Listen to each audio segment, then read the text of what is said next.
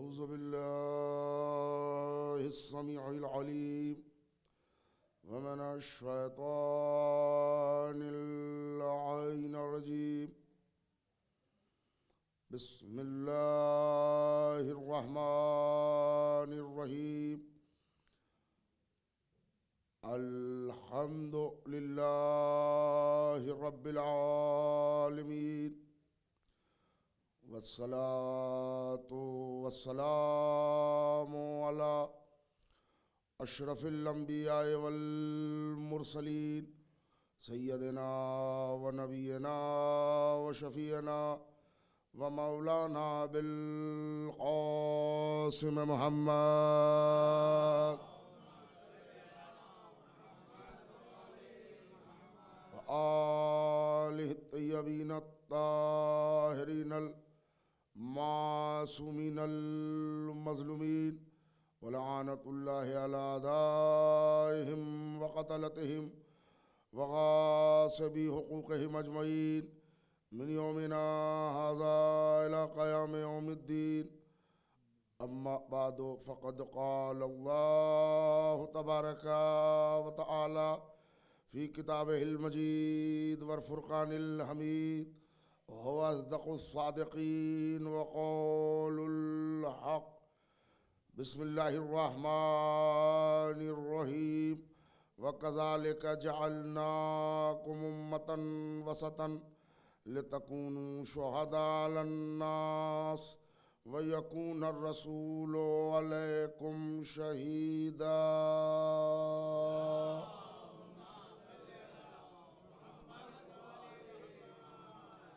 मुअज़्ज़ज़ और काबिल इज़्ज़त व एहतराम सामईन, आपकी समातों के हवाले गुफ्तगू का कुछ न कुछ हिस्सा ज़रूर महफूज होगा कि कल शब में इंसान हिदायत और इस्मत के मौजू पर जिस गुफ्तगू का आगाज़ किया गया, सूरह मुबारक बकर की यही आय मुबारका पढ़ी गई थी, जिसका उर्दू मफ़हूम ये है कि परवरदिगार आलम मासूमीन को ख़िताब करके कह रहा है कि और हमने आपको दरमियानी उम्मत करार दिया ताकि और लोगों के मुकाबले में आप गवाह बन सकें और मोहम्मद रसूलुल्लाह आप पर गवाह बने।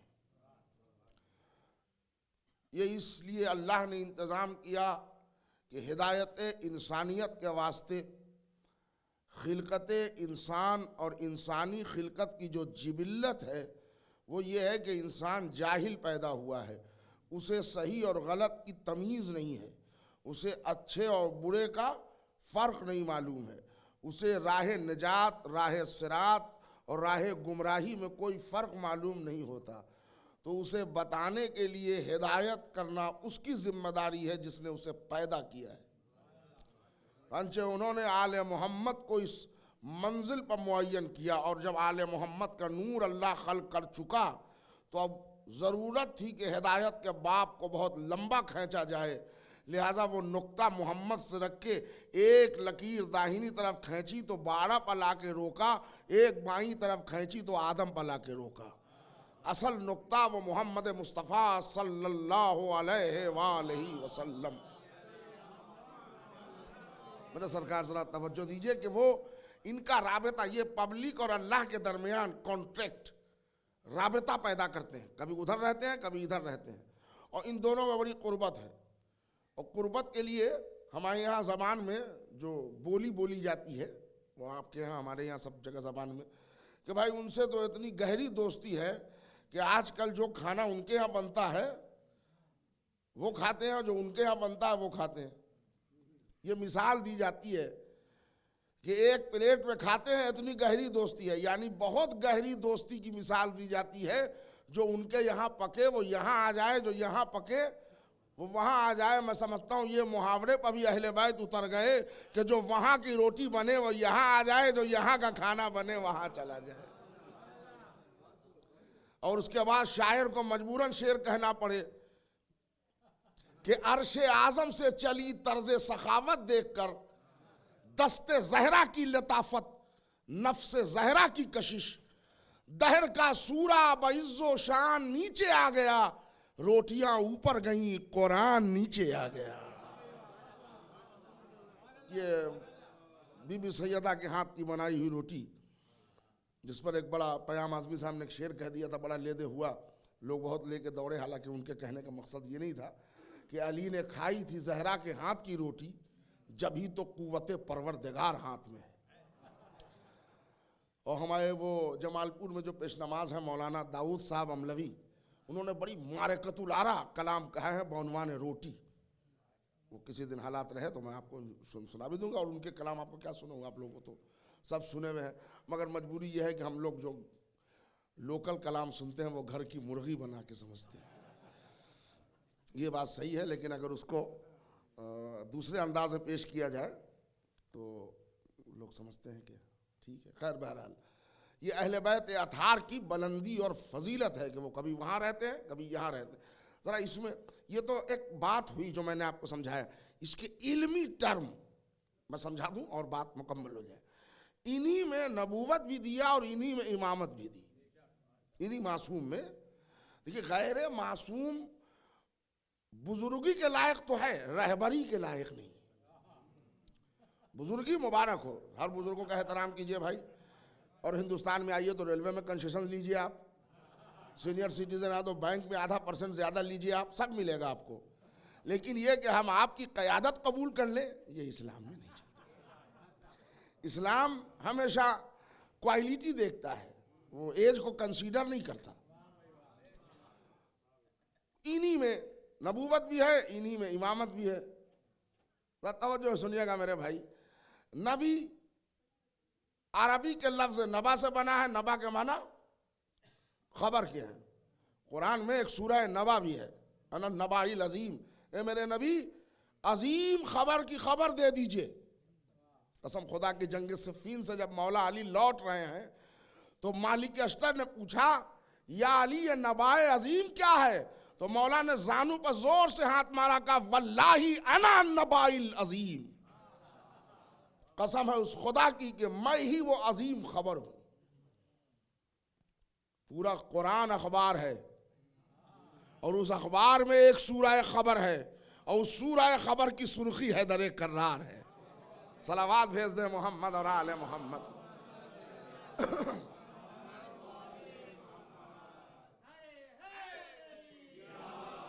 उसकी सुर्खी अली मुर्तज़ा है।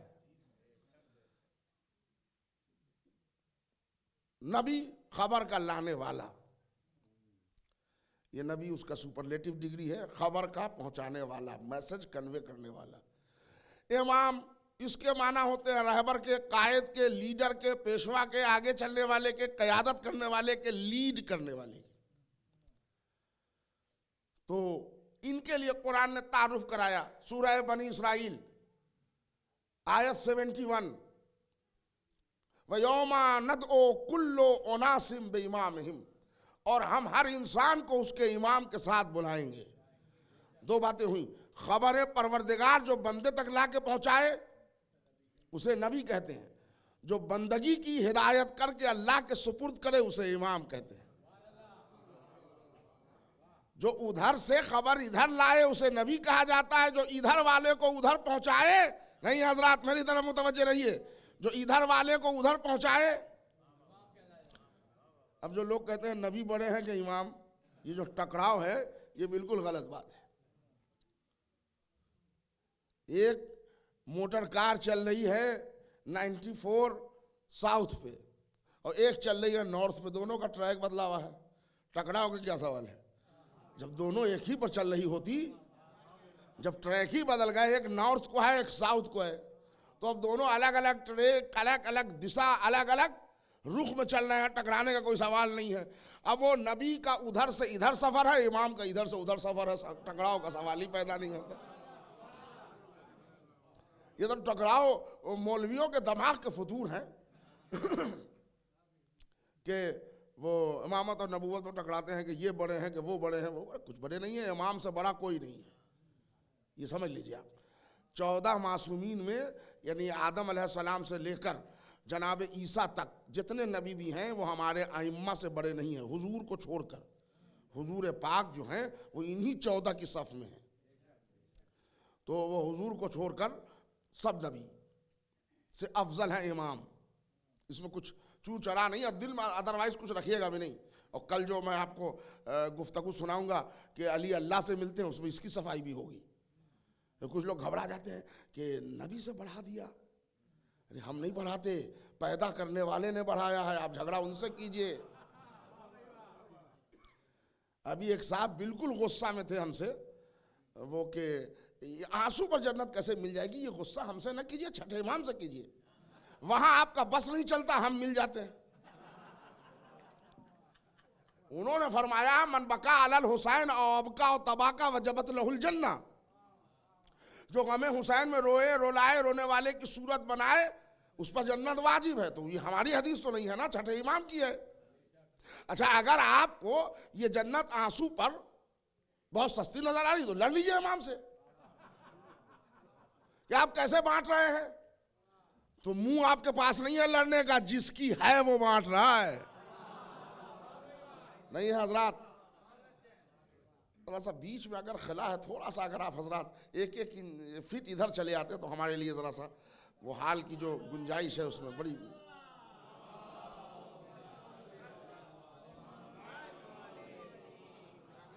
देखिए, हर चीज़ के लिए जमात का जो हुक्म है वो इसीलिए है कि ताकि एक दूसरे के जिस्म के जो जो कशिश होती है मोमिनीन के जिस्म में, वो कशिश भी आपको मिलती रहे, मुसाफा इसीलिए है वो। मगर ये कि मुसाफा का भी एक तरीक़ा हो भाई, एक मैं क्या बताऊँ आपसे, आप हंसीएगा मैं कहूँगा। हमारा ये 2-4-5 दिन पहले, ये 2-4 हफ्ते पहले ये मेरा हाथ ज़रा पहले से फ्रैक्चर है, तो ये ऐसे भी हड्डी निकली हुई है, हाथ में दर्द है, वो देखा जाएगा। हिंदुस्तान जाएंगे तो प्लास्टर हो या जो हो, और डॉक्टर साहब ने कहा कि एक टेंडरनाइटिस क्या मर्ज़ होता है, वो है, बेल्ट वेल्ट ख़रीद के आप पहन लीजिएगा। हम जब जाते हैं स्टोर तो भूल जाते हैं। अब वो एक साहब ह्यूस्टन में जो हाथ मिलाते हैं वो ऐसा लग रहा है जैसे हाथ खींच रहे हैं। खुदा की कसम, तीसरी मजलिस मेरे लिए पढ़ना दुश्वार हो गया, उन्होंने इतनी ज़ोर से हाथ मिलाया कि अब मैं ऐसे करके मजलिस पढ़ रहा था। तो हाथ मुसाफा मिलाया जाता है दिल मिलाने के लिए, ये इसलिए नहीं कि वो एकदम से वो हाथ ही ले लें आप, ये बैत नहीं है मुसाफा कि आप हमेशा के लिए हाथ ले लें। तो मेरे सरकार, मैं आप हजरात की खिदमत में ये अर्ज कर रहा था कि इमामत अफजल है नबूवत से, इस पर बहस न कीजिएगा, मैं आपको कल सुनाऊंगा। और सीधी सी बात, एक बात समझ लें कि उसमें रसूलुल्लाह नहीं है शामिल, इसलिए कि रसूल भी इमाम है। ये जो 12 के 12 इमाम है ना, वो है इमामुल मुत्तकीन, और मोहम्मद मुस्तफ़ा है इमामुल मुरसलीन, तो वो भी इमाम है। तो इसलिए उनमें कोई ऐसा वो सोचिएगा नहीं। मगर आदम हो, नूह हो, मूसा हो, ईसा हो, जिरजीस हो, याकूब हो, यूसुफ हो, जो भी हो, सदका है अली का। इसकी पूरी दलील आपको इंशाअल्लाह कल हमारा सब्जेक्ट जो आज आप तक पहुंचाना है वो ये कि नबी खबर का लाने वाला, इमाम क़यादत करके बंदे को पहुंचाने वाला। और एक लफ्ज में बात को आगे बढ़ा रहा हूं, जो अल्लाह का इंट्रोडक्शन बंदे से कराए उसे कहा जाता है नबी, जो बंदों का इंट्रोडक्शन अल्लाह से कराएगा उसे कहा जाता है इमाम। अब इससे ज्यादा आसान लफ्ज नहीं थे मेरे पास। और अब मैं ज़रा इमामत के सिलसिले में गुफ्तगू तो करूँगा, मगर यहाँ पर मुझे 2-3 शेर याद आ गए। मौलाना सुहैल आफंदी साहब, बहुत बुज़ुर्ग आलिम दीन ज़ाकिर, अब तो वो बेचारे बिल्कुल साहिब फराश हैं, अल्लाह उनको सेहत दे, बिस्तर पे हम मजलिस में नहीं पढ़ सकते। उन्होंने 4 मिसरे नमाज और इमामत की फजीलत पर कही, और बड़े अनोखे अंदाज में कही। वो कहते हैं, दुनिया में अजब शान से छाएगी नमाज, ऐसे रुख से बड़े शेर कम कहे गए हैं। दुनिया में अजब शान से छाएगी नमाज, हर रूह में हर दिल में समाएगी नमाज, समझेगा इमामत को जमाना उस दिन जिस दिन ये रिसालत को पढ़ाएगी नमाज। अब क्या बताऊं, इमामत की अफजलियत पर तो हिमालय पहाड़ दलील है। समझेगा इमामत को जमाना उस दिन जिस दिन ये रिसालत को पढ़ाएगी नमाज। समझे या उलझन है? जब हमारा इमाम आएगा तो मरियम का बेटा भी आएगा। आंखों से देख लीजिएगा, ईसा पीछे होंगे, इमाम असर आगे होंगे, पानी पर मुसल्ला होगा। वो तबलीगी जमात जो नमाज के लिए हाथ में लोटा, पीठ पर बस्ता, लंबे कुर्ते, उटुंगे पैजामे, अल्लाह ने मस्जिद को इबादत खाना बनाया, इन्होंने मुसाफिर खाना बनाया। नमाज नमाज नमाज। वहां पर तो मुहावराती 4 शेर ही सुन लीजिए आप कि जरा ये मोजज़ा तुम भी दिखाओ पानी पे, चलो और चल के मुसल्ला बिछाओ पानी पे, इमाम बन के नमाजें पढ़ाओ पानी पे, नमाजियों को तुम अपने बुलाओ पानी पे। भाई बैत सुनिए, ठंडे ही अंदाज में सुनिए। जरा ये मोजज़ा तुम भी दिखाओ पानी पे, चलो और चल के मुसल्ला बिछाओ पानी पे, इमाम बन के नमाजें पढ़ाओ पानी पे, नमाजियों को तुम अपने बुलाओ पानी पे। कसम खुदा की इसी आब की रवानी में पता चलेगा कि है कौन कितने पानी में।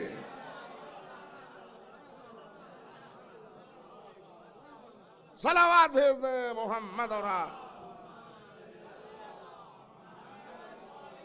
तो मेरे सरकार। मंजिल यहाँ पर यह है कि देखिए असल में है कि हम लोग उलझ जाते हैं। ये हिदायत के वास्ते जो मासूम 14 भेजे गए हैं, इनका काम अल्लाह और बंदों के दरमियान है। और ये जो लिबास बशरियत में आए हैं ना, ये इनका कमाल नहीं है, ये हमारे हिदायत की ज़रूरत है, वरना इनकी हकीकत कुछ और है। कमज़ोरी है जिसमें, इसलिए कि अनाज में अल्लाह ने ताकत रखी है। तो हम अगर रोटी नहीं खाएंगे तो जिस्म कमज़ोर पड़ेगा, और इतना कमज़ोर पड़ेगा कभी कभी जौ की रोटी भी घुटने लगा के तोड़ना पड़ेगी। लेकिन इससे हमारी जिस्मानी ताकत से तुम हमारी रूहानियत पर न गौर करना, वरना हम बाएं हाथ पर दरे खैबर भी उठा के बताएंगे हम और हैं तुम और हो। इसलिए कि इनका कोई मुकाबला नहीं, मगर चलते फिरते उठते बैठते देखा तो उन्होंने कह दिया कि नहीं वो हम जैसे थे, तो अली में हम में क्या फ़र्क है। अरे अली में और आप में वही फ़र्क है जो अल्लाह में और बंदे में फ़र्क है। और इसके लिए तो दूसरे खलीफा हज़रत उमर फ़ारूक रज़ी अल्लाह ताला अन्हु, उन्होंने बड़ा अच्छा जुमला कहा कि सहाबा में और अली में फ़र्क क्या है। लोगों ने पूछा उनसे, तो उन्होंने कहा अगर अली और सहाबा में फ़र्क जानना चाहते हो तो सुनो, अगर सहाबा नमाज न पढ़ते तो काफिर हो जाते, अली नमाज न पढ़ते तो खुदा हो जाते।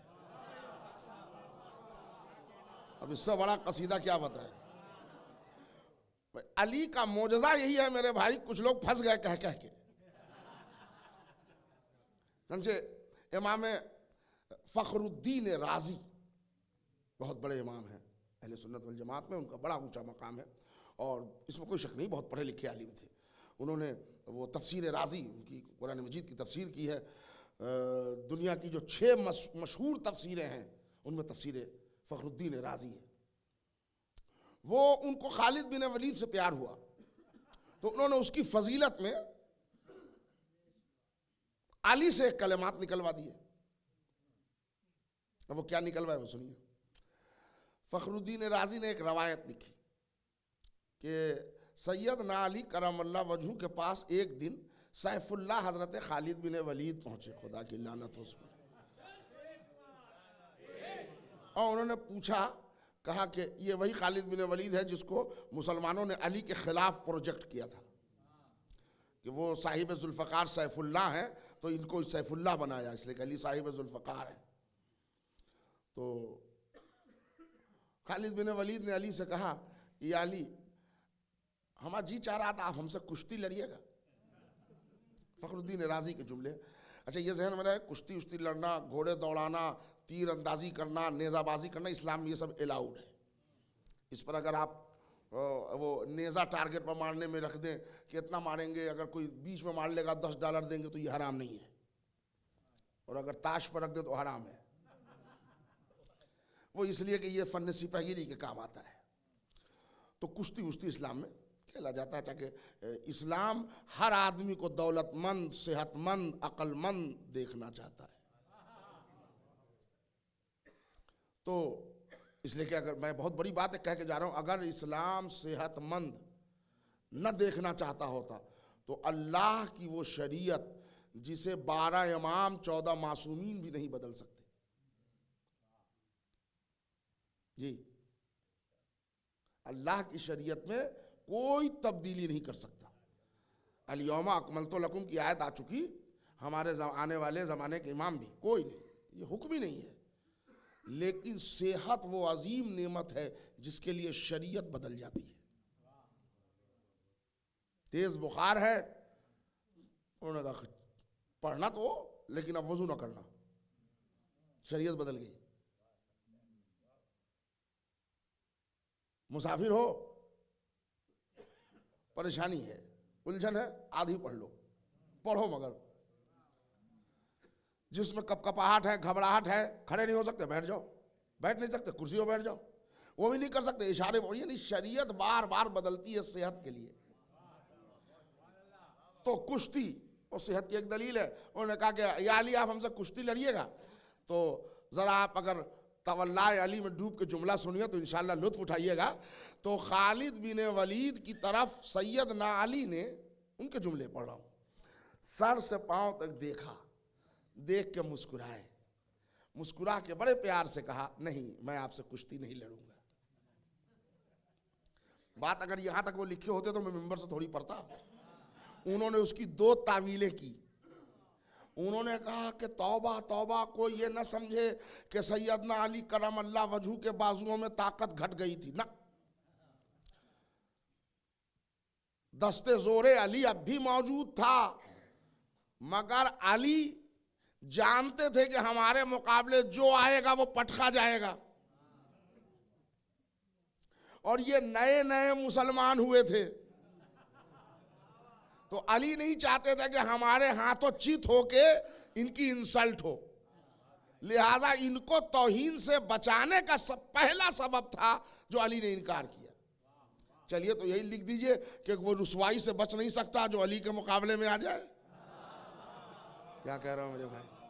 उसके बाद दूसरी तावील लिखी कि अली ने कमजोरी के सबब नहीं कहा था कि मैं कुश्ती नहीं लड़ूंगा। भाई जुमला आपके हवाले, क्या सबब है जो अली ने इनकार किया था। दूसरी तावील वो लिखते हैं चूंकि खालिद बिन वलीद ने इस्लाम कबूल कर लिया था और सैयदना अली करमल्लाहु वजहू का तुर्रे इम्तियाज ये था कि जब लड़े हैं वो काफिर से लड़े हैं, मुशरिक से लड़े हैं, मुस्लिम से कभी न लड़े। हाय हाय हाय, क्या कह रहा हूं मेरे भाई। जब लड़े काफिर से लड़े, मुशरिक से लड़े, और ये हो गए थे मुसलमान, तो उन्होंने कहा नहीं हम मुसलमान से तो लड़ते ही नहीं। हाय हाय तारीख इस्लाम तेरी बेबसी को हम गुनहगारों के लाखों सलाम। इनको लाओ तो वो निकल लेते हैं, उनको संभालो तो ये खिसक लेते हैं। जब ये तुम्हारा फैसला है कि अली मुशरिक और काफिर के अलावा किसी से न लड़े, तो जमल और सिफीन का क्या करोगे।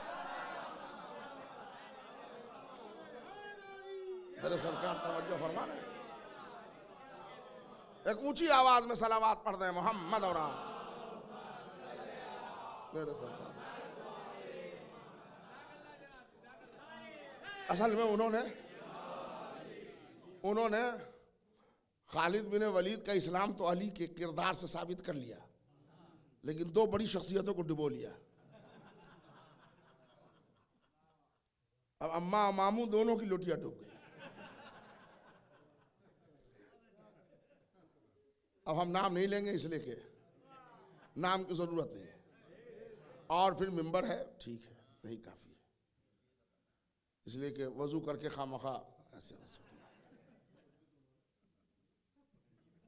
मेरे सरकार तारीख़ इस्लाम ने ऐसे ऐसे लोगों को हीरो बनाया कि ये मासूम दब जाएं, मगर अल्लाह का भी अपना मोजज़ा है। उसने जूते पहले से तैयार रखे, कल का जुमला याद है ना। तो मेरे सरकार ये जहन में जरा रखें। और एक फ़र्क बता रहा हूँ ताकि आपको जो फ़र्क बता रहा हूँ कि आम इंसान में और मासूम में क्या फ़र्क है। जैसा कि मैंने आपकी कल बताया था कि जानवरों को मुसख्खर किया अल्लाह ने इंसान के लिए, चूँकि इंसान से जानवर से अफजल है इंसान, और इंसान से अफजल है अहले बैत, लिहाजा इनके लिए अल्लाह ने जानवरों को मुसख्खर किया और मासूम के लिए अल्लाह ने कायनात को मुसख्खर किया। कुल कायनात इनके इशारे पर चले। ये जानवर की बुलंदी है, इंसान की बुलंदी है कि जानवर को चलाए, ये मासूम की बुलंदी है कि सितारों को चलाएं। देखिए दोनों में एक फर्क जरा सा आप समझ लीजिए। एक चीज है वाजिब, एक चीज है फर्ज। दो चीजें हैं, वाजिब फर्ज। जो हमारे यहां फर्ज जो है वो भी अप्लाई में है, लेकिन वाजिब ज्यादा है। और हमारे बड़े भाइयों के यहां नमाज भी नियत तो फर्ज, नमाज पढ़ता हूं 3 रकात, मुंह मेरा काबा शरीफ की तरफ फर्ज, कुर्बतन अल्लाह। रोजा रखता हूं फर्ज, हाजिर फर्ज। आप उलमाए डिक्शनरी से पूछें तो जो माना फर्ज के हैं वही, बड़ा कीमती जुमला आपके हवाले कर रहा हूं, जो माना फर्ज के हैं वही माना वाजिब के हैं, जो माना वाजिब के हैं वही माना। उलमाए लोगत से पूछेंगे आपको यही जवाब मिलेगा, लेकिन उलमाए अदब से पूछेंगे तो अदब कहते हैं साहिब ज़बान जो होता है वो अदीब कहलाता है। तो जो लोग शायर होते हैं वो अदीब कहलाते हैं, मसलन इसलिए कि ज़बान पर उनको दस्तरस होती है, कहाँ पर कौन सा लफ्ज़ इस्तेमाल करना हो वो उस पर कुदरत रखते हैं। इसलिए अनीस इसमें बहुत महारत रखते हैं, तो उनको कहा गया खुदाए सुखन, यानी लफ्ज़ों का परवरदिगार। मामूली बात नहीं है, इसलिए कि एक मरतबा मरसिया कह रहे थे तो मरसिया में एक मिसरा आया लखनऊ में, गंजे नबी का गौहर यक्ता हुसैन है जी। वैसे ही मजमे ने सर खुजा दिया, सुभान अल्लाह गंजे नबी। अब हमारे उर्दू में गंजा दूसरे लफ्ज में है, गंज के माना खजाना के होते हैं, तो अनीस से फौरन लफ्ज बदला, खुदाए सुखन तक बहरे नबी का गौहरे यक्ता हुसैन है। कह ले गंजे के बाद बहरे भी अच्छा रहा। अब वो बहरे, हमारे यहाँ बहर जिसे बिहारुल अनवार है ना, बहर समंदर खजाना, उनका अब वो बहरे, वो जो कम सुनते हैं उनको भी कहा जाता है उर्दू जबान में बहरे। उन्होंने फिर लफ्ज को बदला, कहा काने नबी का गौहर यक्ता हुसैन है। तो उन्होंने कहा सुभान अल्लाह, बहरे तो थे काने भी हो गए। और कान के माना भी आप भी जानते हैं खजाना के होते हैं। उसके बाद जब ये मजमे से, अब देखिए खुदाए सुखन लफ्जों पर कैसे कुदरत रखता था, उसने फौरन लफ्जों को बदला, कहा रूहे नबी का गौहरे यक्ता हुसैन। अब कोई आवाज मजमे से ना आई, तो लफ्जों को, जो लफ्जों से खेलता है ना वो अदीब होता है। और हर जबान की, चाहे गुजराती हो, चाहे उर्दू हो, चाहे इंग्लिश हो, जितने लिटरेचर है उसकी नज़ाकत होती है। थोड़ा सा भारी लफ्ज है, 2 मिनट 1 मिनट बल्कि, जबान की अपनी अपनी नज़ाकत होती है। तो जबान की नज़ाकत के तकाजे ये हैं, मैं भारी लफ्ज को आसान कर रहा हूं, कि अगर एक शय के लिए 2 नाम हैं तो कोई ना कोई फर्क होगा। डिक्शनरी में ना हो लेकिन अदब में होगा। इसलिए कि अगर किसी शय के एक लफ्ज के 2 लफ्ज है किसी एक चीज के लिए, तो कोई ना कोई माना में फर्क होगा। जैसे मिसाल के तौर पर शेर, शेर को कितने लफ्ज में कहते हैं? हमजा, हैदर, जिरगाम, गजनफर, ज़ैगम, ये सब शेर के नाम है ना। आप उलमाए अदब से पूछिए, ये शेर के नाम नहीं है। जब जब नाम बदला जाएगा तब तक शेर की कैफियत बदलेगी। ये शेर के कैफियतों के नाम है। जब एक शेर पूरे तौर पर गोश्त, जिस्म और हड्डी और पूरे बाल से तैयार हो, कंप्लीट, तो अब वो शेर गजनफर कहलाएगा। शेर जो शिकार को दौड़ा रहा हो तो अब वो गजनफर नहीं है, ज़ैगम है। शेर जो शिकार पर झपट चुका है तो अब जिरगाम है। शेर जो शिकार को फाड़ रहा है तो हैदर है। फाड़ते हुए पोजीशन में अगर शेर है तो वो हैदर है। और शेर अगर घूर रहा है शिकार को तो वो हमजा है। और जिस शेर को देखकर दूसरे शेर भाग जाएं तो वो अब्बास है। शेर के कैफियतों के नाम है। इसीलिए मैं अभी एक जगह मजलिस पढ़ रहा था कि इंग्लिश में मजलिस ज़रूरी है यूथ के लिए, तो बच्चों के लिए ज़रूरी है, मैं भी कहता हूँ ज़रूरी है। मुझे याद है मौलाना नवाब साहब के कमरे में डॉक्टर कलवे सादिक साहब ने 2002 में मुझसे कहा था कि अमेरिका में 2 साल से ज़्यादा उर्दू की मजलिस नहीं चलेगी। 14 साल तो ऐसे हो गुजर गए, और अभी जब तक ये बुढ़े जिंदा हैं चलेगी। इसलिए कि इनको आप अमृत भी पिला दीजिएगा तो मसायब इनको अंग्रेजी में अच्छे नहीं लगेंगे। इसलिए कि इनकी घुट्टी में जो आज़ादारी है वो ज़बान की सकाफत से है। जो ज़बान की सकाफत आई है, जिस पर हम अभी पूरी एक मजलिस पढ़ने जा रहे हैं बम्बई में 5 फरवरी से, वो जो एक मौलवी ने जनाब कासिम के मेहदी के सिलसिले में तौहीन आमेज़ जुमले पढ़े और उसमें ये कहा कि ये खोजा लाए हैं चूँकि खोजा हिंदू थे और हिंदू से ये रस्म लाई है, यानी तमीज़ गुफ्तगू की नहीं है, मिंबर पे आके अब बात कर रहे हैं। उनका जवाब हमें देना है, वो हम देंगे। ये मेहदी, ये ताज़ियादारी, ये हमारी सकाफ़त है। और मेरे दोस्तों, जो हाँ सकाफ़त में आ जाए चीज़ ना, वो हमेशा बचती है, मिटती नहीं है। तो मैं तो ये कहता हूँ कि अगर अकीदा सकाफ़त बन जाए तो इससे बड़ी बात नहीं है।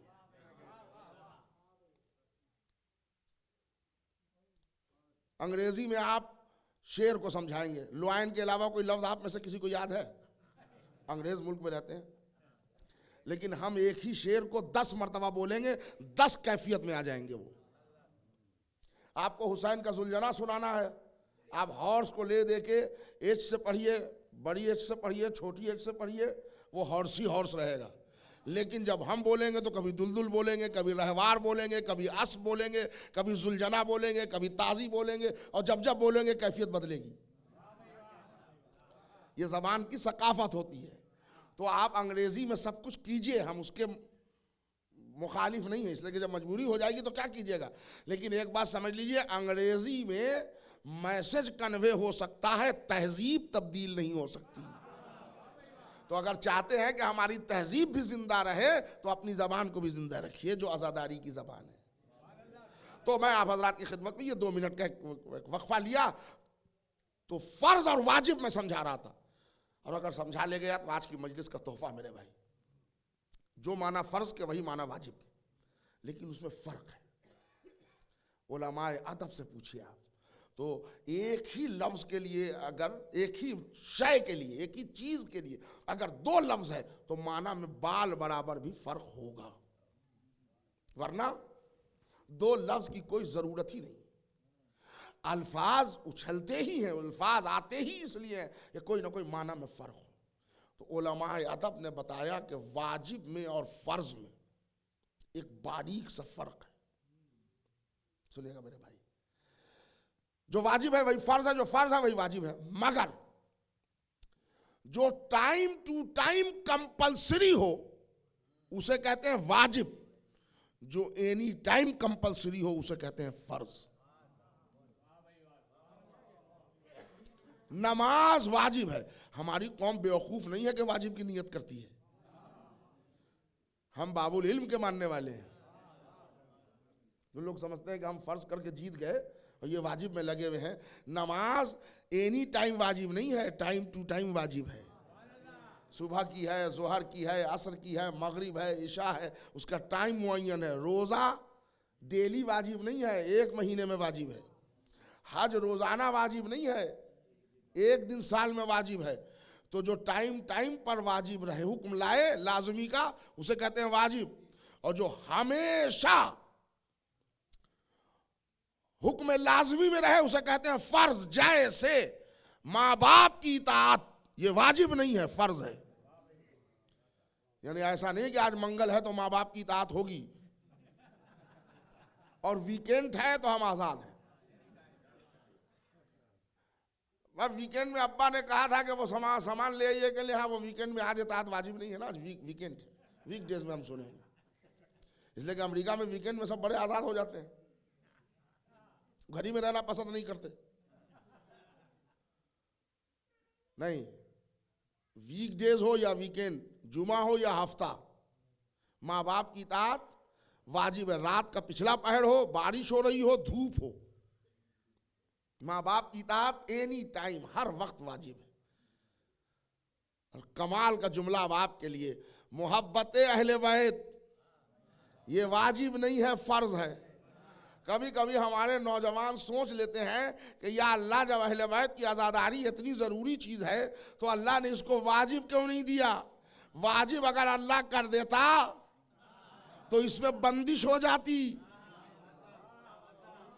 1 घंटा मजलिस के लिए वाजिब होता तो 61वां मिनट हराम होता। जैसे मगरिब की 3 वाजिब है, 4वां रिकत हराम है।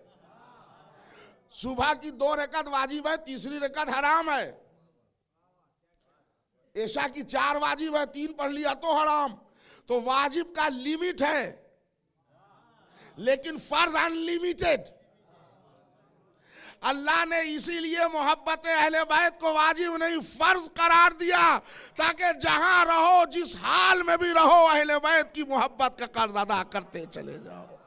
दुरूद भेज दें मोहम्मद और आले मोहम्मद। ये इल्म, एक बात आप समझ ले कि हमारे फ़िक़ह जाफरिया में जो उसूल है ना, उसको हुज्जत मानिए, इसलिए कि वो ये किसी के बताए पर नहीं चला है, ये मासूमीन की पैरवी में है। तो यहाँ जो वाजिब की नियत होती है वो ऐसा नहीं है कि आप बाजी ले गए और हम हार गए, नहीं, इसके पीछे एक बहुत बड़ी लॉजिक है कि जो टाइम टाइम पर लाजिम हो उसे वाजिब कहते हैं, जो हर वक्त लाजिम हो उसे फ़र्ज कहते हैं।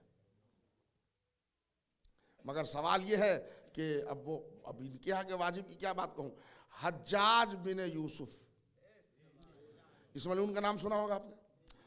ये अब्दुल मलिक बिन मरवान, जो मरवान बिन उल हकम का बड़ा बेटा था, यजीद के बाद दूसरा बनी उमैया का खलीफा, इसने खाना काबा पर चढ़ाई की, इसलिए कि ये लड़ रहा था अब्दुल्ला इब्न ज़ुबैर से।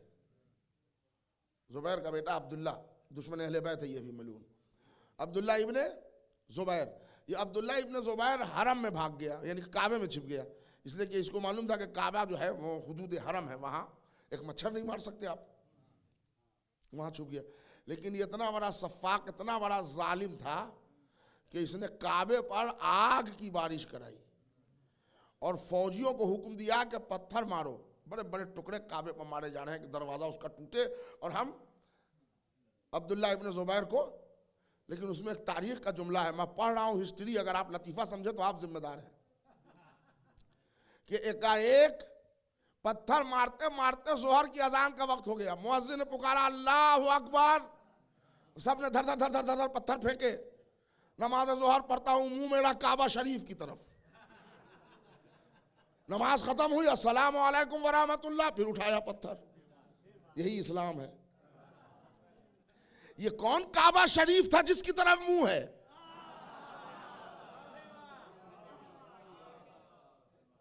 तो जो दीवारें काबा पर कौम पत्थर मार चुकी, अगर रूहे काबा पर घोड़े दौड़ा दे तो हमें हैरत नहीं होती।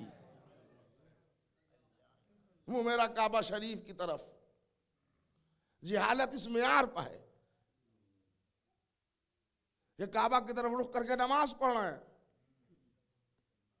कह रहे हैं नियत में मुंह मेरा काबा शरीफ की तरफ। ये शरीफ है, तो जो शरीफों को भी पत्थर चलाए, हम उसे किस मुंह से शरीफ कहें? सूरज चांद कल भी था, इंसान कल भी था, लेकिन ऐसा नहीं कि अल्लाह ने कल के इंसान को इज्जत दी थी और आज वाले को इज्जत नहीं दी, और आज वाले को दी कल वाले को जलील किया। नहीं, कल का इंसान चांद पर चला गया, नहीं गया। सब में हाँ ना कहिए। कल का इंसान चांद पर गया था? नहीं गया था। आज का चला गया। कल का इंसान सितारों पर न गया, आज का इंसान सितारों पर कमंदे डाल के आ गया। उसकी दलील क्या है कि कल इंसान था, चांद था, मगर इल्म नहीं था। आज इंसान है, चांद है, इल्म है। हालांकि इंसान को अल्लाह ने ऐसा नहीं है कि आज इल्म टपका दिया और कल इल्म नहीं दिया था। इंसानों के पास इल्म तो वैसे ही है जैसे था। भाई तवज्जो चाह रहा हूं, बोर तो नहीं हो रहे आप। कल भी इल्म था, आज भी इल्म था। इस्तेमाल इल्म आपको नहीं आता था, इसलिए कि इल्म के मैदान में तो आपसे बड़ा हीरो कोई हो ही नहीं सकता। इसलिए कि दुनिया की सबसे बड़ी लाइब्रेरी जो दुनिया का दावा है वो है वाशिंगटन डीसी में लाइब्रेरी ऑफ कांग्रेस। भाई इंसाइक्लोपीडिया में उसका जिक्र है कि दुनिया की सबसे बड़ी लाइब्रेरी, ये आपकी लाइब्रेरी ऑफ कांग्रेस, जिसकी कभी जियारत अगर आप हजरात ने की है, मैं गया हूं, तो वहां उसका दावा यह है कि प्रेस से जितनी किताबें रिलीज हुई हैं वो सब है हमारे पास, इतनी बड़ी लाइब्रेरी है। हालांकि उसके बाद ही मुकम्मल नहीं है, बहुत सारी किताबें प्रेस में नहीं जा सकी, मखतूते मैन्युस्क्रिप्ट्स वो तो कहाँ है उसमें, ये उनका दावा है। लेकिन कोई इंसान ऐसा पैदा ना हुआ जो ये कहे कि हम लाइब्रेरी ऑफ कांग्रेस पढ़ के पूरी किताब पढ़े हुए हैं, हर इल्म का जवाब देंगे हम, एक फर्द बशर न मिला। कायनात आलम आदम की एक तन्हा लाइब्रेरी है जिसका नाम है कुरान, जिसने कहा हम हर बात का जवाब देंगे, हमारा पूरा इल्म है, कंप्लीट इल्म है, ला रतबिन वला याबसिन इल्ला फी किताबिन मुबीन, हर खुश्क तर कुरान में। तो इतनी बड़ी लाइब्रेरी आपके पास, और मैदान इल्म में जाहिल, और इतने जाहिल कि वो मलिक फहद, वो सऊदिया का किंग,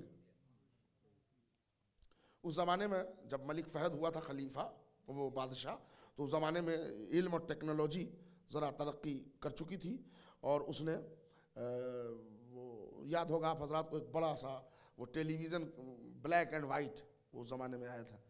तो अब जाहिर सी बात है खलीफा, वो अरब का बादशाह, तो उसने भी एक टेलीविज़न मंगवाया अपने घर में। उन लोग के यहाँ एक दस्तूर है कि ईद उल फित्र के बाद इमाम काबा की दावत करता है बादशाह, आज भी। तो इमाम काबा की दावत हो तो खाली इमाम काबा थोड़ी आएंगे, जो और लोग होते हैं। तो जितने मक्के में और उधर के वीआईपीज मौलवी थे सबको बुलाया उसने, मलिक फहद ने दावत में। अब वो जो उलमा आए दावत में तो उनके ड्राइंग रूम में टेलीविज़न देखा, उसने कहा हाजा शिर्क, बिदअत बिदअत। तो मलिक फहद ने कहा अच्छा ठीक है, खाना वाना खाइए, बिदअत है तो देखेंगे कि कैसे बिदअत है। कहले रसूल के ज़माने में नहीं था, इसलिए बिदअत। अब मलिक फहद को तो अपनी हुकूमत ही बचानी थी, 200 मौलवी कह रहा है कि बिदअत, वो क्या करेगा। मौलवियों का बोया हुआ फसाद, तो उसने कहा नहीं हम देखेंगे, नहीं अभी हटवाइए। उसने गुलाम खादिम को बुलवाया, टीवी को अभी लेके फेंक दिया गया। मलिक फहद जिसने लंदन से मंगवाई थी टीवी, उसके दिल पर क्या गुजरी होगी, वो मलून जाने या मौलवी जाने, हमारा क्या काम उसमें। लेकिन था होशियार बादशाह, नाम सुना होगा आपने मलिक फहद का, बड़ा चमकीला बादशाह गुजरा है सऊदी का। और उसने थोड़ी देर के बाद खाना वाना खिला के अपने गुलामों से कहा कि 3-4 लोग हमारे साथ आओ। अपने 3-4 स्टाफ को बुलाया और उसने कुछ काम कर दिया। वो कहा इनको खिलाओ पिलाओ खूब, मुर्ग मुसल्लम सब खाते रहे। उसके बाद 2-3 घंटे के बाद जब दावत तमाम हुई, बाहर निकले तो अब किसी की कार वहां पे खड़ी नहीं है, एक एक ऊंट खड़े।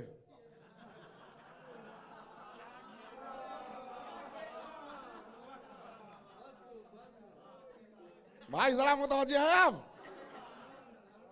उन्होंने कहा क्या हुआ, हमारी कारें क्या हुई, ये ऊंट क्यों खड़े। कहने लगा हुजूर ने जो अभी अंदर फतवा दिया था, बादशाह ने हमको हुक्म दिया था कि जब हुजूर के ज़माने में टीवी नहीं था तो ये बिदअत है, तो हुजूर के ज़माने में मोटर कार भी नहीं थी। तो आज से खबरदार, जो अगर कोई मौलवी कार पे चढ़ा,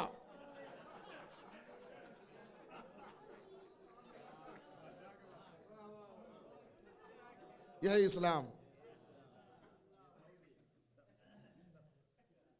एक बहुत बड़े आलिम हमारे आगाए बुरोजुदी, क्या नाम हमारे, वो उनको खतीब काबा ने कहा कि आप शिर्क करते हैं। ये जुमला सुन लीजिए, ये छोटी छोटी टुकड़े जो मैं आपको सुना रहा हूँ वो फ़ज़ाइल अहले बैत की हकीकत से, लेकिन लोग अब अहले बैत के सिलसिले से हमको दूर कर रहे हैं।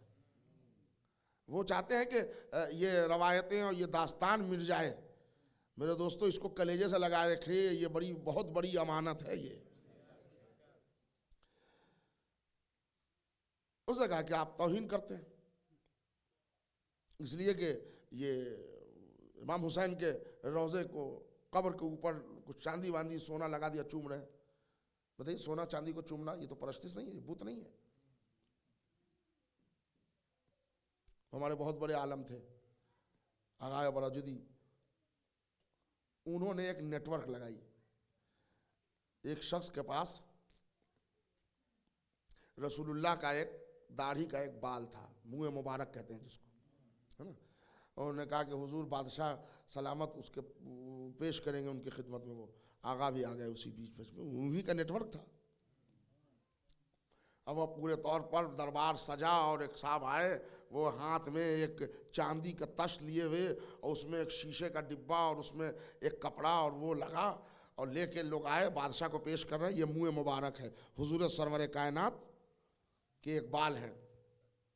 तो बादशाह फहद उठा और उसने पहले उसको सर पर रखा, आंखों से लगाया, चूमा, उसके बाद खोला, फिर शीशों को चूमा। अब उसके बाद हमारे आलिम खड़े हुए, कहा बादशाह बिदअत है, हराम है, शर्म नहीं आती, कपड़ा चूम रहा है, शर्म नहीं आ रही है, ये शीशा चूम रहा है।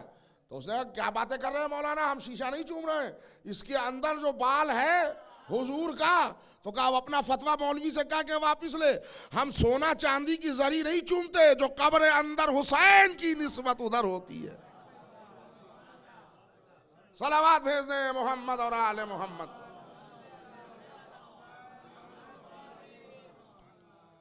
जैसा कि मैंने आपसे भी गुफ्तगू में कहा था, ये लोग कहते हैं घोड़े को चूमते हैं, घोड़े की पूजा करते हैं। घोड़े की पूजा नहीं करते।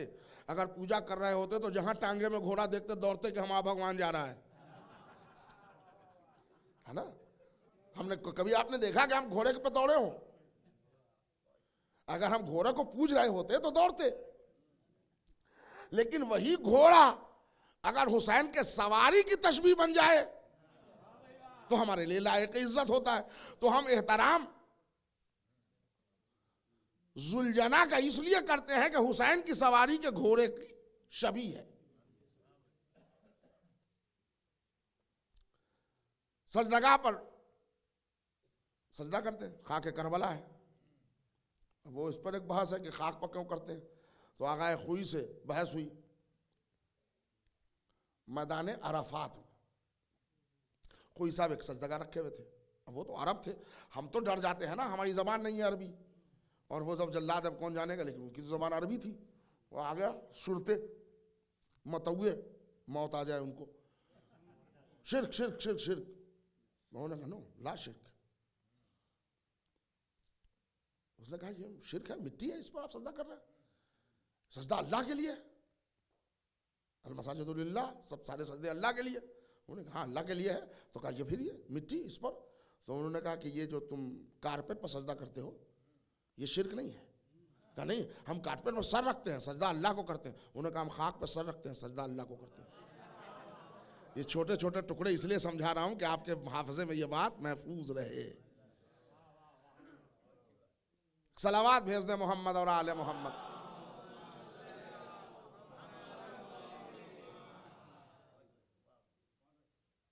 मेरे सरकार, आज का इंसान चांद पर चला गया, कल का इंसान न जा सका, इसलिए कि उनके पास इल्म नहीं था। क्यों नहीं था? इल्म के ऐसी किताब, ऐसी लाइब्रेरी मौजूद।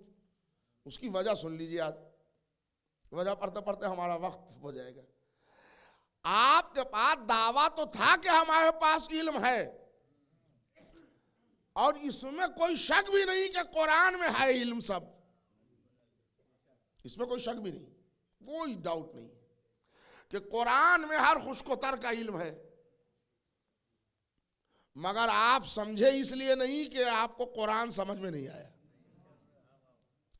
कुरान समझ में इसलिए नहीं आया कि कुरान समझाया नहीं गया आपको, और कुरान न समझाने की वजह दूसरी है।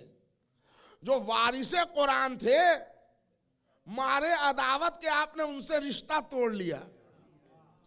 आपको अरबी के अल्फाज तो याद रहे, माना बताने वाला कोई न मिल सका। अब आज दुनिया इल्म में इतना जाहिल है कि ममलकत इस्लामिया की राजधानी, भाई अगर कहा जाए कि मुसलमानों की इस्लाम की राजधानी कहाँ है तो मक्के के अलावा कोई नाम लेंगे आप? मक्का, मक्का। उस्ताद कमर जलालवी ने कहा था कि है मिसले यहूदी ये सऊदी भी अजाब, है मिसले यहूदी ये सऊदी भी अजाब। पढ़ता हूं तो कहती है ये खालिक की किताब, उस कौम के बारे में कमर क्या लिखे, काबे की कमाई से जो पीते हो शराब।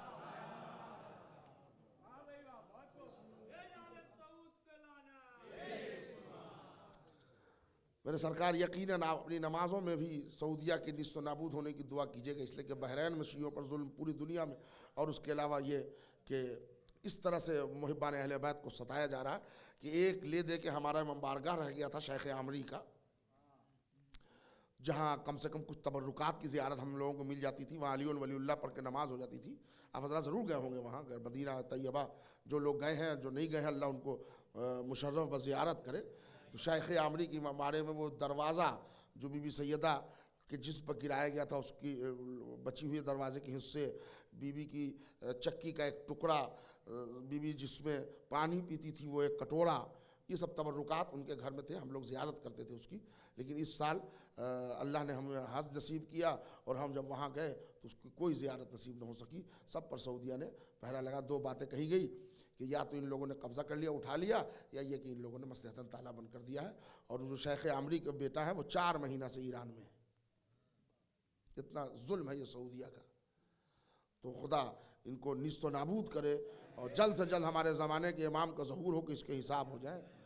तो मेरे सरकार आलम इस्लाम का चौराहा तो आप सऊदिया को कहेंगे ना, है ना भाई? मक्का है, वहाँ हमारा खाना काबा है, हम उधर रुक करके नमाज पढ़ते हैं।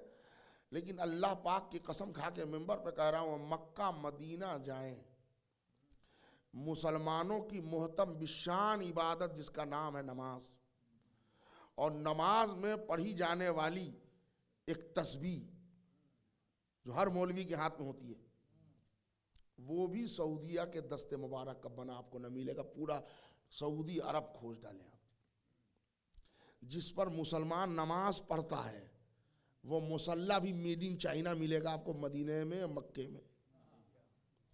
आप अंदाज़ा लगाएं इनकी जिहालत किस मियार पर है, जो अपनी सबसे बड़ी इबादत के मुसल्ले अपने हाथ से न बना सका, आप उनसे उम्मीद रखे हुए हैं कि वो रॉकेट और निकोलियर बनाएंगे।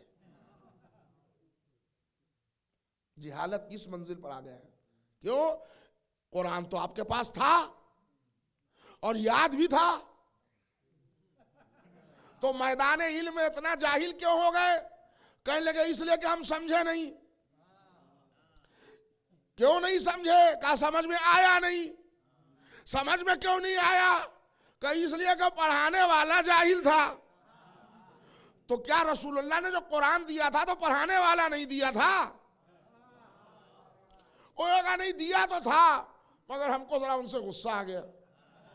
उसकी एक छोटी सी मिसाल दे दूं अगर आप इजाजत दीजिए तो, ताकि मिसाल से बात जरा सा उतर जाती है। एक साहब थे जो बहुत बड़े सेठ थे, रईस, और उनका दावा यह था कि हमारे पास जो खजाना है वो इतना बड़ा खजाना है कि अगर यूरोप और एशिया कंगाल हो जाए तो 50 बरस हम खिला लेंगे। अरे साहब, इतने बड़े सेठ,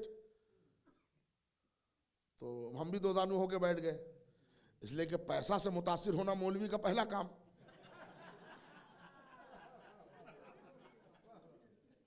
है ना भाई? हम भी जल्दी से झुके, अरे माशाअल्लाह माशाअल्लाह सेठ साहब, सलाम आदाब, ये वो खैरियत है। गोल तकिया लगाए हुए ऐसे टेढ़े लेटे हुए हैं सेठ जी। तो मैंने कहा वो खजाना कहाँ है? कहा ये रूम। अच्छा, खजाना आपका है? कहा हाँ। एशिया यूरोप को हम 50 बरस खिला लें, और मौलाना दौलत तो इतनी है कि अगर ज़रूरत पड़े तो हम अमेरिका को भी पाल लें। ओहो, इतनी दौलत आपके पास है? तो हम पूरे तौर पर संभल के उनके पूरे ख़ानदान की खैरियत पूछने लगे। अब कि इसी बीच में एक छोटा सा लड़का वहाँ आ गया, और वो खा रहा था बर्गर, आधा खा चुका था, आधा हाथ में लिए हुआ था। सेठ साहब उठ के बैठे, कहा बेटा इधर आओ, तुम्हारे पापा का नाम क्या है? उसने नाम बताया। कह ले बेटा सुबह से कुछ नहीं खाया, जरा ये बर्गर दोगे? तो उसने कहा कि झूठे हैं। कह ले चलेगा। उसके बाद वो बर्गर लिए, बच्चे ने दे दिया। उन्होंने बर्गर खाया तो हमारे दिल में बात आई, हम सफर के बैठे थे कि सेठ साहब इतना बड़ा खजाना जो यूरोप और एशिया को पाल रहे थे, ये बर्गर मांग रहे हैं। या अल्लाह, ये क्या हो गया? तो फिर अब हम वहां पेट में खुजली हुई कि थोड़ी देर के बाद एक साहब आ गए सेठ साहब से मिलने। वो आ रहे थे डंकिन डोनट से, तो वो कॉफी भी लिए हुए थे। वहां आया, सलाम किया, बैठे। कह ले इसमें काफ़ी है? कह ले नहीं नहीं है, थोड़ी सी है, वो तो सब हम पी चुके। कह ले कि देखे कितनी है? इतनी। कह ले हम पी लेंगे, सुबह से चाय नहीं पी है। 11 साढ़े 11 को उसने कहा ले लीजिए। मैंने कहा या अल्लाह, ये कहाँ का सेठ जो कह रहा है एशिया यूरोप अमेरिका को पाल लेंगे, बर्गर मांग के खा रहा है, काफ़ी मांग के पी रहा है, चाय मांग के पी रहा है, वहाँ खुजली पड़ी। तो मैंने कहा सेठ साहब अदब के साथ एक सवाल है, ये खजाना क्या आपका अपना नहीं है? कहले नहीं नहीं नहीं, बिल्कुल अपना है, मेरा है। तो मैंने कहा फिर ये भीख क्यों मांग रहा है? बर्गर मांग रहा है, चाय मांग रहा है, कॉफ़ी? एक मुट्ठी निकालिए खजाना से, खुद भी खाइए, कौम को खिलाइए। अरे मौलाना आपको मालूम नहीं है, खजाना तो है हमारा ही, मगर ताला बंद है। तो मैंने कहा ताला खोल लीजिए। जिसने खजाना दिया उसने कुंजी नहीं दी। तो शर्मा के बोले नहीं, कुंजी तो वो दे रहा था, हमने बुखलाहट में ली नहीं। नहीं हजरात, जरा आपकी मजलिसों सुनते हैं आप। जो खजाना दे रहा था वो कुंजी भी दे रहा था, मगर हमने बुग़्ज़ और अदावत में ली नहीं, लिहाजा खुल नहीं रहा है। काफ हा या आयन साद अलिफ लाम मीम, ये ऐसी कोडिंग है जिसकी डिकोडिंग आज तक न हो सकी, इसलिए कि हमको मालूम नहीं है।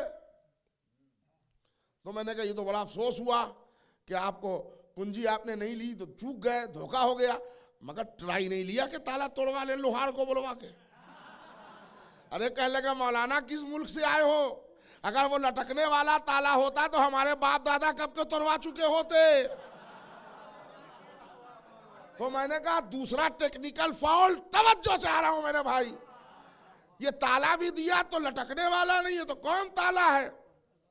कह ले वो नंबर से खुलता है और उसका पासवर्ड हमारे पास नहीं है। तो मैंने कहा ये क्या हुआ? कह ले जो खजाना दे रहा था ना, उसने ये कहा कागज और कलम लाओ, हम पासवर्ड लिखवाएं। ले आओ कागज और कलम, हम पासवर्ड लिखवाएं। तुम्हारी मेमोरी पर भरोसा नहीं है। मारे बुखलाहट के कुरान लेके भागे। अरे कहने लगे पासवर्ड ले लो, खजाना खुलेगा नहीं। तो मुड़ के कहा हस्बोना तिजोरियो ना, हस्बोना तिजोरियो।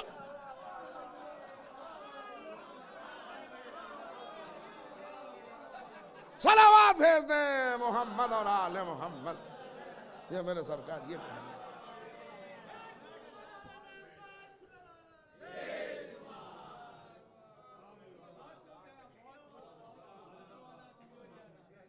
कुरान के रटने से शफात नहीं होगी।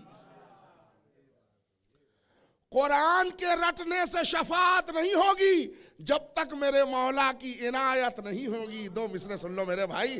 कुरान के रटने से शफात नहीं होगी जब तक मेरे मौला की इनायत नहीं होगी। और जो लोग सकीफा की नजासत में पले हैं, जमजम के भी पानी से तहारत नहीं होगी।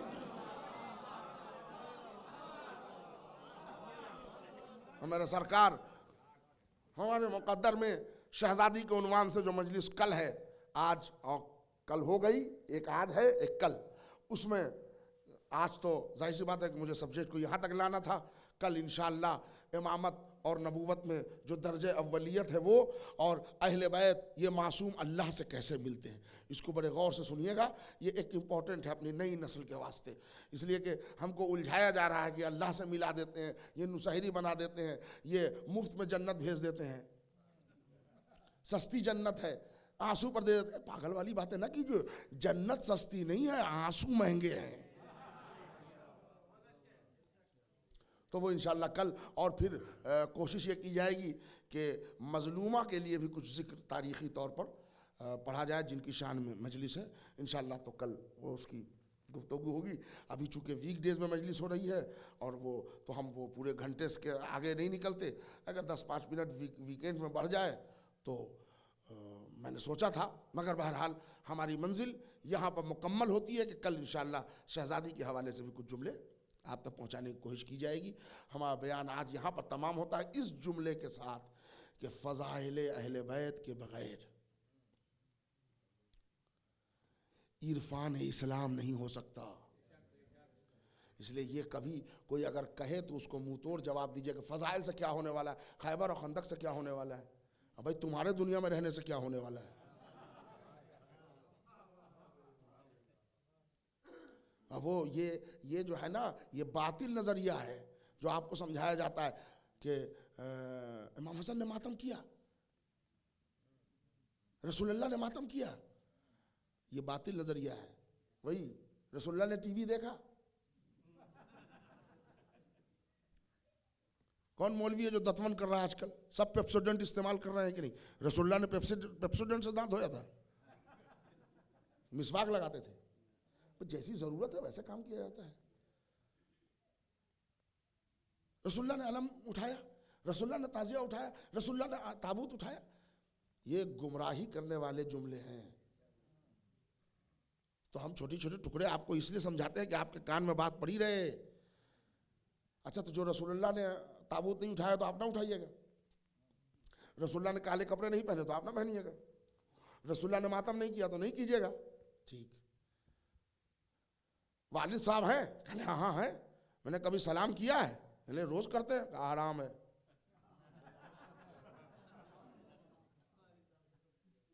कहले हाँ है, ये कहाँ का मौलवी आ गया, वालिद को सलाम करना हराम। मैंने किसी शिया सुन्नी किताब में दिखा दो कि रसूलुल्लाह ने अब्दुल्ला को सलाम किया हो। मैंने कहा वालिद के एहतराम में कभी खड़े हुए हो? कहा 100 मरतबा। कहा 100 हराम किया तुमने। कोई सीरत दिखा दो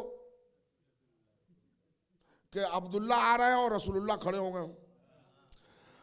तारीख सीरत पैगंबर में तवज्जो चाह रहा हूं मेरे भाई, रसूलुल्लाह ने कभी बाप का एहतराम या बाप को सलाम किया हो तो दिखा दो। थोड़ी देर सर खुजाने के बाद मौलवी कहा हाँ देखिए दलील मिल गई। हमें बताइए क्या दलील मिल गई? कहने लगे रसूलुल्लाह क्या सलाम करते, क्या एहतराम करते। जब हुजूर दुनिया में आए तो अब्दुल्ला वफात कर चुके थे। तो हमने कहा लीजिए, हमको भी मिल गया जवाब। जितना वो हकलाए तो उतना हम हकलाए। कहले आपको कैसा जवाब मिला? हमने कहा ये बताइए कि अगर रसूलुल्लाह की हयात में अब्दुल्ला होते तो सलाम भी करते? कहले हाँ करते। एहतराम भी करते? कहाँ एहतराम भी करते? नहीं थे तो किसको करते? मैंने कहा यही जवाब है। 61 में करबला हुआ, रसूल नहीं थे, होते तो अलम भी निकालते, ताजिया भी उठाते, जरी भी बनाते, ताबूत भी चूमते। सलावात भेजिए मोहम्मद और आले मोहम्मद।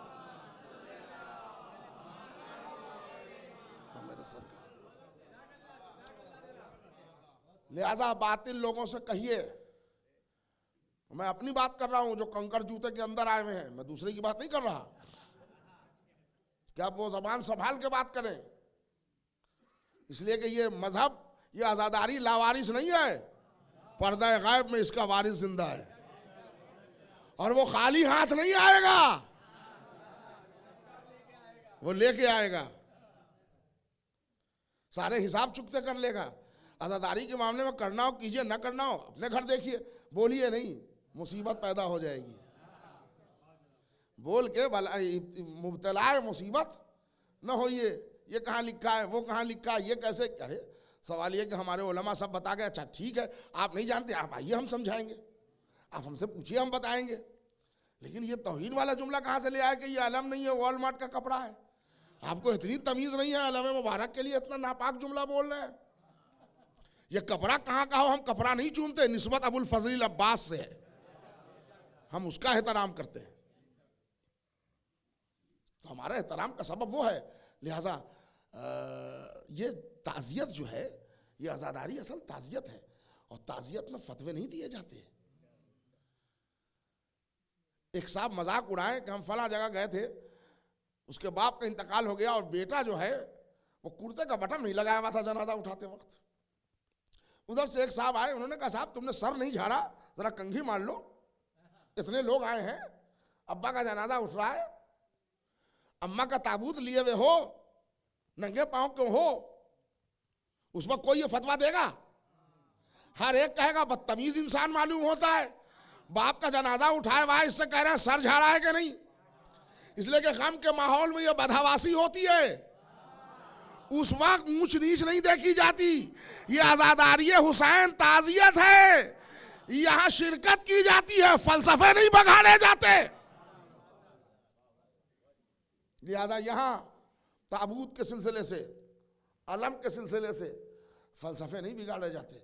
हम ने इमाम को जो अपने कर्ब में देखा है, वो सिर्फ कर्ब महसूस कर लें तो रोने के लिए काफ़ी है। कहते हैं कि कब तक रोइएगा? अरे आपने मसाइब सुने नहीं हैं, वरना मसाइब सुन लीजिए तो ये सवाल ही न कीजिए कब तक रोइएगा। अब बड़े पूछना है तो ये पूछे कि मसाइब सुन के हम जिंदा कैसे हैं, कब तक रोइएगा?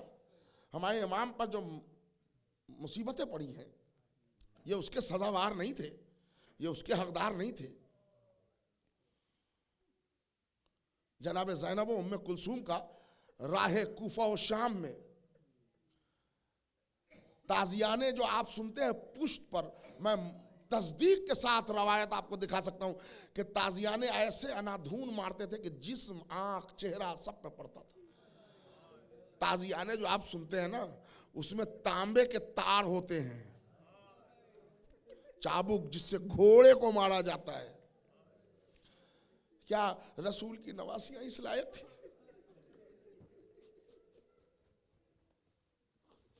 मोहम्मद की बेटियां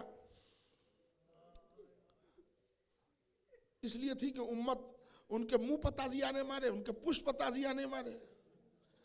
और ज़ैनब बस फरियाद करे हाथ उठा के, भाई अब्बास अच्छा हुआ कि तू तराई पे सो गया, वरना भैया बहन के बाजुओं के नील तुझे बर्दाश्त ना होती। मेरे सरकार, मैंने कल जालिम का बयान आपको मसाइब में सुनाया था, खत्म किया मैंने। आज मैंने आपका 10 मिनट ज्यादा ले लिया, अजर अजीम बीबी सैयदा आपको दे। एक जालिम का बयान आज फिर सुनिए, इसी सकीना के हवाले से मजलिस खत्म कर दूं। एक जालिम है जिसका नाम है शिम्र बिन जिलजौशन, वो पकड़ के लाया गया। अब्दुल्ला इब्न कामिल अंसारी गिरफ्तार करके लाए शिम्र को। जनाब मुख्तार सबसे बयान लेते थे, तूने करबला में कौन जुल्म किया और किसी जुल्म पर तेरा दिल पसीजा? तो शिम्र से पूछा। शिम्र अपना बयान दे रहा है, इस बीच में इब्राहिम बिन मालिक अश्तर खड़े हुए। इब्राहिम बिन मालिक अश्तर ने कहा, शिम्र मुझे तुझसे एक बात पूछनी है कि मेरा चौथा इमाम जब से आया है मदीना, मैं 3 मरतबा ज़ियारत को गया हूं मौला की। करबला मैंने पूछा तो मौला ने बताया, जब मैंने शाम का वाकया पूछा तो इमाम ने कहा आज शाम, और गश खा के गिर गए। तो जरा शाम में हमारे चौथे इमाम की क्या कैफियत होती थी, जरा तू बयान कर। शिम्र कहता है, ए मुख्तार, ए इब्राहिम, एक मौके पर मैंने आपके इमाम को बड़ा बेकरार देखा, अनकरीब कलेजा फट जाता और आंखें जर्द, चेहरा पीला। गश खा के गिर गए इब्राहिम बिन मालिक अश्तर। पानी छिड़क के फाका हुआ, पूछा मलून वो मंजर कौन सा था जब मेरा चौथा इमाम इतना बेकरार था? अब वो बेकरारी आप सुन लें, बस 2 मिनट में मजलिस खत्म होती है। खुदा आपको कोई गम न दे सिवाय गम इमाम हुसैन के। मगर ये जुमला पढ़ने से पहले एक अपील करूंगा, अल्लाह ने अगर आपको कोई बेटी दी है तो वो बेटी की सूरत निगाहों में लाइए और मजलिस सुनिए। गैरतदार बहनों के गैरतदार भाइयों, अगर अल्लाह ने तुम्हें कोई भाई दिया, बहन दी है, और पसे पर्दा बैठी हुई गैरतदार बहनों, अगर अल्लाह ने कोई भाई दिया है तो बहन भाई की सूरत निगाहों में लाए, भाई बहन की सूरत निगाहों में लाए। जुमला सुने, शिम्र कहता है इब्राहिम एक मौके पर मैंने आपके इमाम को बेकरार देखा। वो मौका ये था कि राह शाम पर काफिला जा रहा था।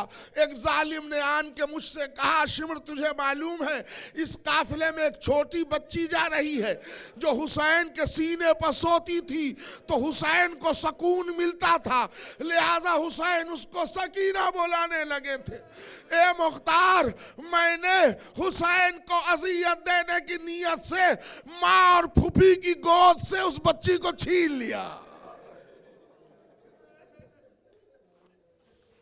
और मैंने फैसला किया, हुसैन बहुत चाहते थे, लिहाजा हर ऊंट पर 4-4, 5-5, 6-6 कैदी बैठ के जा सकते हैं। हुसैन बहुत मोहब्बत करते थे, लिहाजा मैं सकीना को अजियत देने के लिए तन्हा ऊंट पर बिठाऊंगा। अरब का एक ऊंचे कद का ऊंट मंगवाया और मैंने सकीना को ऊंट की पुष्ट पर बिठाया। अज़ादारों, अगर जब्त करना तो जुमला सुनना।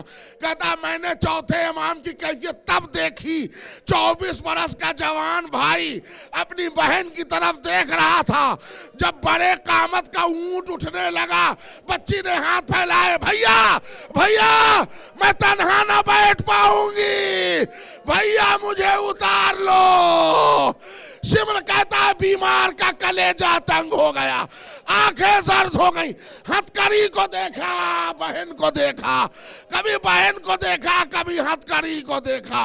अजब नहीं मेरा मौला तड़प के कह रहा हो, ए बहना तेरा भाई मजलूम है, तू मदद को पुकारे मगर हाथों में हथकड़ी, पाँव में बेड़ी।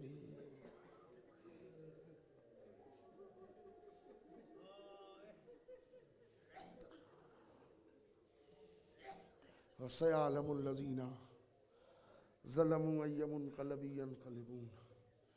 परवरदिगारा, तुझे इस मजलिस हुसैन का वास्ता इन आंसुओं को रुमाल सैयदा में जगा दे। परवरदिगारा, फ़िदाइया ने जनाब सकीना तेरी बारगाह में हाजिर है। इन तमाम मोमिन मोमिनात, बच्चे बूढ़े जवान जो भी मजलिस में आए हैं, आने वालों की हाज़िरी को बहुज़ूर इमाम ज़माना शरफ़ क़बूलियत इज़्ज़त से नवाज दे। परवरदिगारा, जब तक ज़िंदा रख हम सबको मोहब्बत अहले बैत के साथ, दुनिया से उठा तो मोहब्बत अहले बैत के साथ। हमारी मिल्लत के हर फ़र्द को मजहबी इबादत गुजार, नमाज गुजार और आज़ादार बना दे। ए मेरे अल्लाह, दाइश को नीस्त व नाबूद फरमा, परचम ईमान को बुलंदी अता फरमा, लश्कर मोमिनीन को कामयाबी से हमकिनार फरमा। ए मेरे अल्लाह, जहाँ जहाँ भी आज़ादारों पर जुल्म हो रहे हैं उन ज़ालिमीन को नीस्त व नाबूद फरमा, हुसैन के आज़ादारों की हिफाजत फरमा। ए मेरे अल्लाह, तू मुसब्बिबुल असबाब है, जन्नतुल बकी के तामीर के असबाब फराहम फरमा। हमारी शहज़ादी का रोज़ा धूप में है। ए मेरे अल्लाह, सीरिया में जनाब ज़ैनब और सकीना के रोज़े के दरवाज़े मोमिनीन की ज़ियारत के लिए फिर से खुलवा दे। परवरदिगारा, मोहम्मद और आले मोहम्मद के सदक़े में तेरी बारगाह में हुसैन के वास्ते से दुआ है, हुर की ख़ताओं को माफ़ करने वाले आका हुसैन का वास्ता। जितने लोग मजलिस में बैठे हैं सबके गुनाहान कबीरा व सगीरा को माफ़ फरमा। परवरदिगार, तमाम उलमा, खुतबा, ज़ाकिरीन कराम, नौहा खां, मधा खां, सोज़ खां, एक एक मातमदार, एक एक अज़ादार की हिफाजत फरमा। जुमला मराजा कराम की हिफाजत फरमा, खुसूसन आगाए सीस्तानी को तूल उम्र दे।